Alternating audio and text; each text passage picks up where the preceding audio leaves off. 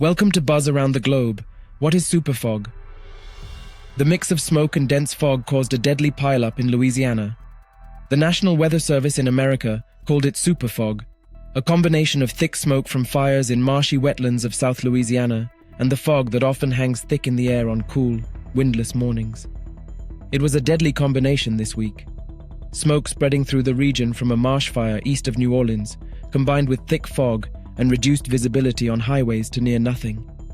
It caused a series of horrific crashes that turned a section of Interstate 55 near New Orleans into a virtual junkyard of mangled and charred vehicles. Officials said 158 vehicles were involved.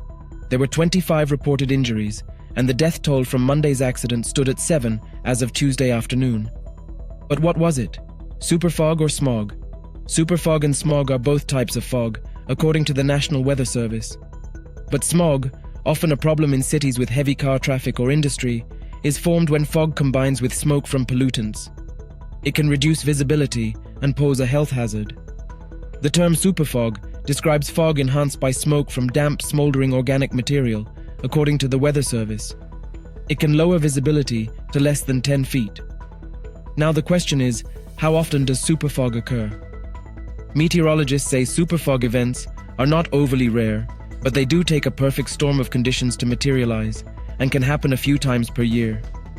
Fireworks can contribute to superfog conditions, and superfog has occurred during 4th of July and New Year's celebrations. Very light winds and high pressure over the region Monday trapped moisture near the ground. The moist leaves and brush that were burning resulted in very low visibility. Another question is, are fires common in Louisiana marshes? They may be considered wetlands, but marshes can dry out, particularly when the state is suffering through a drought that has contributed to wildfires in marshes and timberland. When the dry grass ignites, it burns not only the grass on top, it burns through the crust and the peat layer underneath. Such fires occur every year in South Louisiana. They can be caused by lightning strikes or people, hunters seeking to flush game, wildlife officials doing controlled burns to promote new growth, or sometimes arsonists. The fires are usually in remote, hard-to-access areas, making it difficult to fight them when they get out of control. They're not necessarily like big out-of-control wildfires, but they smolder and produce smoke and can last for weeks or months at a time. It's one of those phenomena that, with climate change, we might see it more often. The superfog cleared by Monday evening.